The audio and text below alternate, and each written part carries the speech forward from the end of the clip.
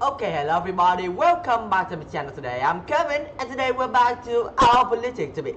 So in our topic today, I'm going to discussing with you guys about one things that everybody hates even when they are going to vote, even when they are playing a games, or even when they are just going to have a competition with each others. That's cheating. That's right.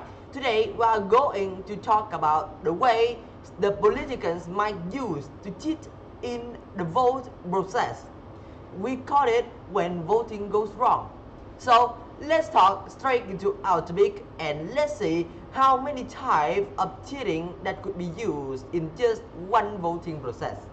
So for what others, when you are vote, it's very easy and also a simple process.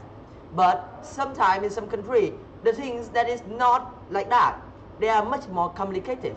For example, when you're going to vote in a road, there is someone going to block your ways.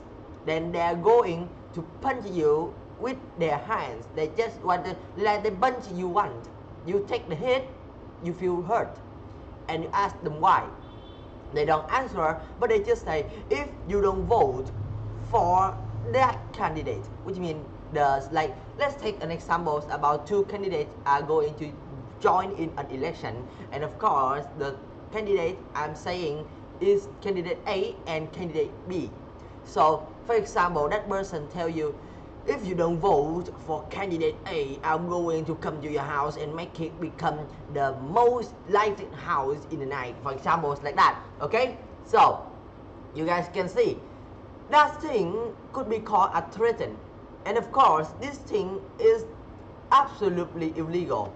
So you guys can see that even though there's a lot of ways of cheating in a voting process, but do not worry too much because this is just illegal things and apparent in almost every country. Of course, these cases are also very rare. So don't need to be too much worried when you are going to vote that maybe someone will take your vote away for something like that. Okay, let's come to the next type of cheating. This time they are also going to block your way from the vote way, but they are not going to punish you and threaten you to force you to vote for someone. They are going to make you do it by the, yeah, let's say by money. Okay, or you could say that by profit. If you taking the profit from that people, you will do what they say.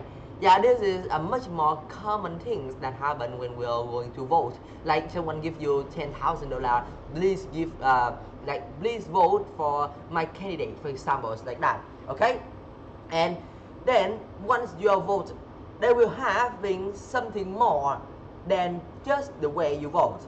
If you think when you vote it's done and everything is okay, maybe you are wrong, because once you are vote, there is someone who count the vote, and of course by this or that reason they could go into miscount some vote on purpose, and they were going to put that vote away from the place, which means that, for example, if we have 100 votes, right, 50 votes for candidate A and 50 votes for candidate B, but the counter of the people who count the vote has been hired, or you could say has been like blind by the profit that candidate A give them, and then they choose to count candidate B vote less than the candidate A vote. For example, we have 100 votes, 50 for A and 50 for B.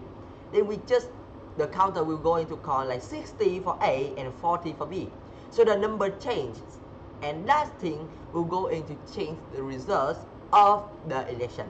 So that's how they're going to change the number of the vote. Of course, there is more process to doing that action, but I'm just talking about it slightly because I don't really understand about the mechanic of cheating when you're going to count votes, okay? And this is known as election fraud or vote rigging. And also, sometimes there is something that is not really cheating, but still cause you some problem when you want to vote.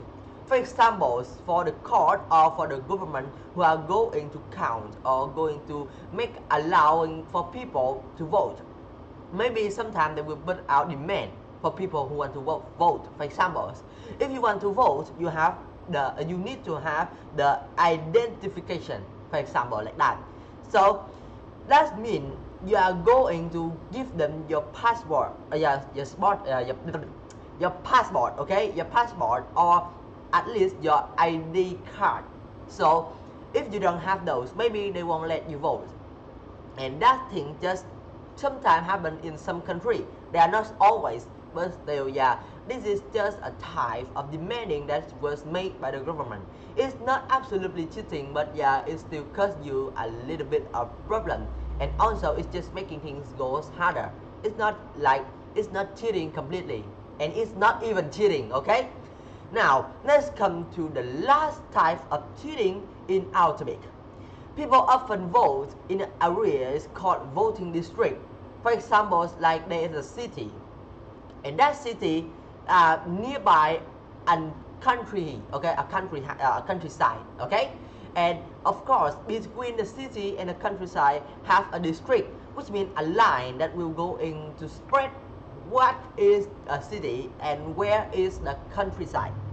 And of course, in that in that place, there's still people who live.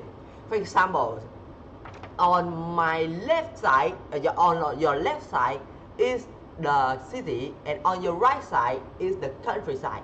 And this is the line to know where is the city, and where is the countryside. But when the candidate going to vote, they will go they're going to take vote from citizens. They will go in to making their representation in this line, which means people from this side, okay, and this side will go in to gather around this place to hear the presentation. I mean the presentation of the candidate, and that way they could get more advantage for people who just go into presentation in the countryside or the city, right? So that's how this cheating type work. Of course, you may say, yeah, it's just normal. That's about like geography, and it's very not like cheating. They just going to take advantage by that. But in rules, sometimes you cannot going to do it because you just go into presentation in one district at a time. You cannot going to just make a communication with both of citizens of the city and the countryside at the same time.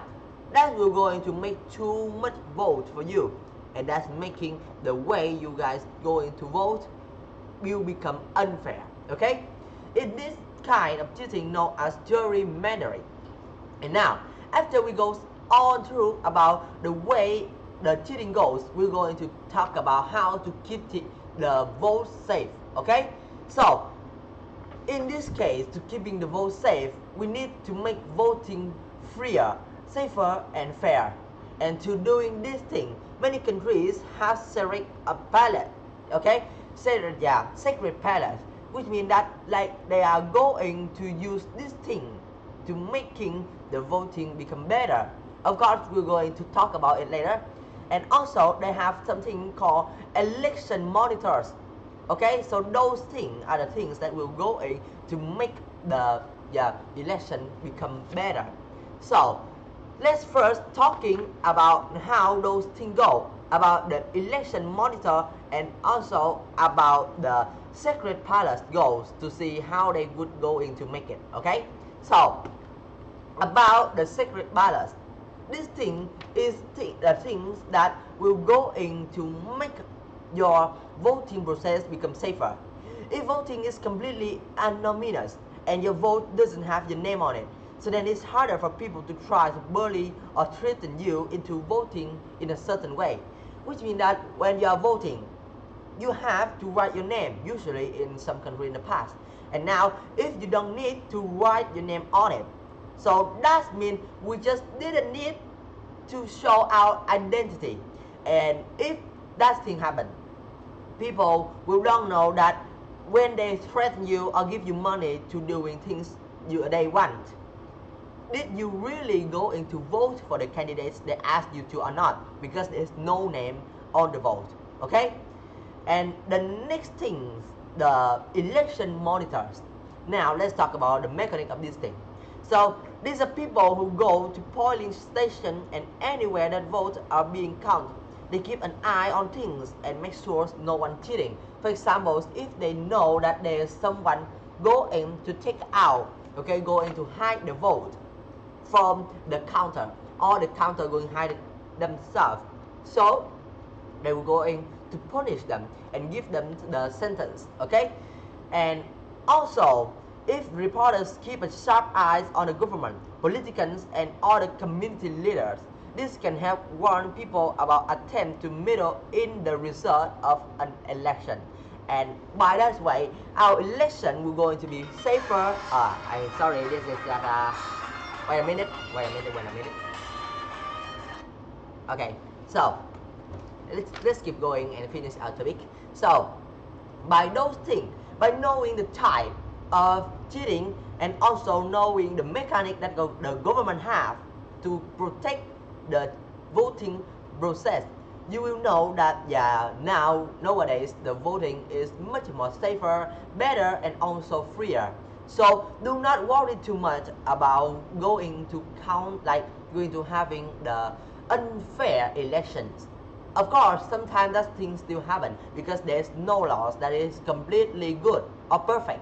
So you still have to keep an eye on the vote you gave for your candidates, and also go into searching for more mechanic and also for more things to avoid when you are voting, so that you could get yourself out of danger, out of threatening, or make the society become fair by a free and fair elections. Okay, so that's all I want to say with you guys today. Thank you for listening, and I'll see you guys on my next video. And now I think it's time for to say goodbye then. See ya.